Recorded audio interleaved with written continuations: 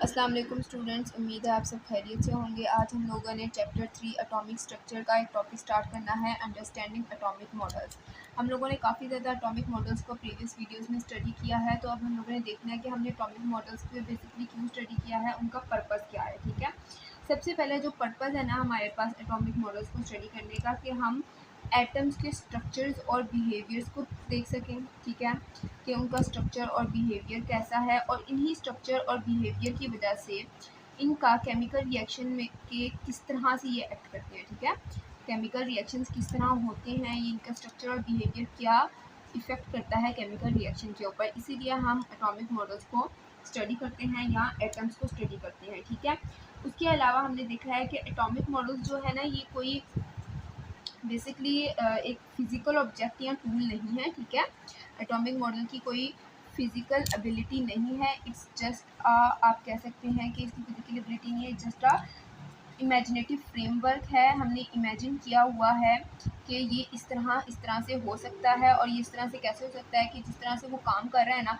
उसके मुताबिक हम बोलते हैं कि ये इस तरह से काम कर रहा है, जैसे न्यूक्लियस है, एटम है, न्यूट्रॉन है, सारी चीज़ें हैं। तो इसका इमेजिनेटिव हमने एक स्ट्रक्चर और यहाँ फ्रेमवर्क बनाया हुआ है। ठीक है, इसकी कोई फिज़िकली ये हमारे पास ओरिजिनली कभी भी फिज़िकली हमारे पास नहीं पाया जाता है। हम कभी भी इसको टच नहीं कर सकते हैं। बेसिकली फिज़िकल से आप ये ले सकते हो कि आप इसको टच नहीं कर सकते हो। ठीक है, एटॉमिक मॉडल को, इसका बेसिकली हमारे पास जो फंक्शन है ना, कि वो हमारे पास एटॉमिक बिहेवियर को एक्सप्लेन या इंटरप्ट करने के लिए करता है। ठीक है, कि एटॉमिक जो बिहेवियर है ना, वो किस तरह से रिएक्ट करता है, वो इंटरप्रेट कैसे करता है, डिफरेंट केमिकल रिएक्शंस में वो किस तरह से इंटरप्रेट करता है। ठीक है, एक कॉम्प्लेक्स स्ट्रक्चर जो सा होता है ना, उसको हम लोगों ने, जो एटम का कॉम्प्लेक्स स्ट्रक्चर है, उसको हम लोगों ने सिंपल फॉर्म में जब एक्सप्लेन करना है ना, तो उसको एटॉमिक मॉडल से हम एक्सप्लेन करेंगे। ठीक है, तो ये सारी चीज़ें जो है ना, ये हमारे पास क्या है कि एटॉमिक मॉडल्स को हम लोगों ने अंडरस्टैंड करना है कि उसके फंक्शन क्या है, उसका नेचर क्या है, उसका पर्पज़ क्या है। ठीक है, उसके अलावा हम लोगों ने देखा था कि हमारे पास न्यूक्लियस की बात हो रही थी। एटम में एक न्यूक्लियस पाया जाता है। ठीक है, ये हमारे पास एक एटम है।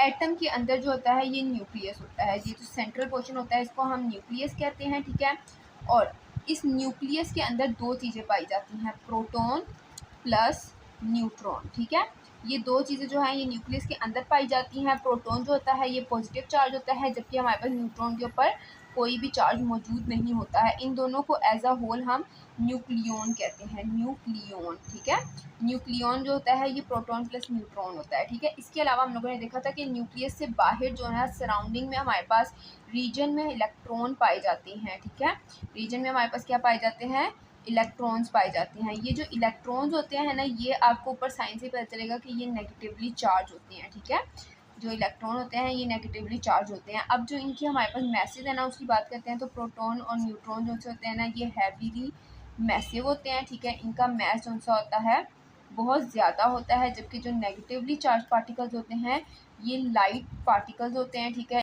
इसके अलावा हम लोगों ने न्यूक्लियर फोर्स के बारे में पढ़ना है कि न्यूक्लियर फोर्स क्या होता है।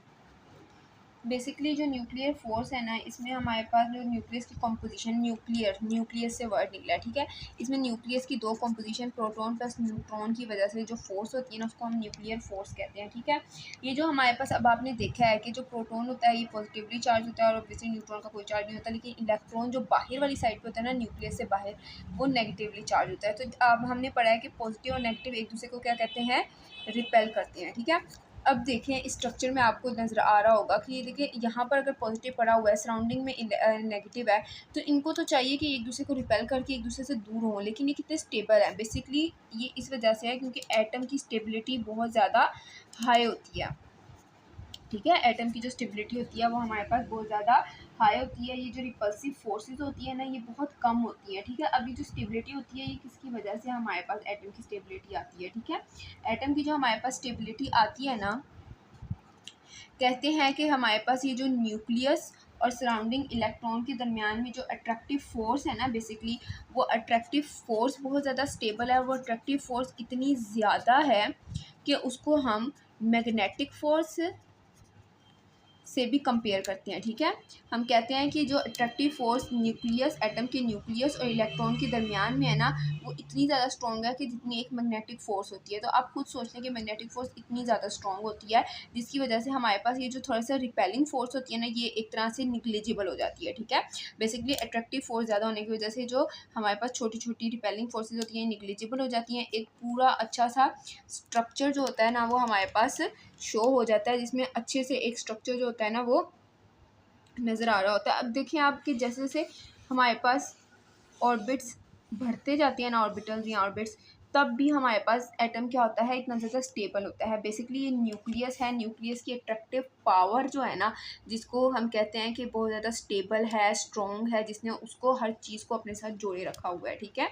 तो आज के लिए इतना ही बहुत है। हमने अंडरस्टैंडिंग एटॉमिक मॉडल्स को आज हमने डिस्कस किया। उम्मीद है आप लोगों को समझ आ गई होगी। अगर कुछ भी समझ नहीं आता तो मुझे कमेंट सेक्शन में बताएं, मैं आपकी सब क्यूरीज़ को सॉल्व करूँगी। आज के लिए अल्लाह हाफिज़।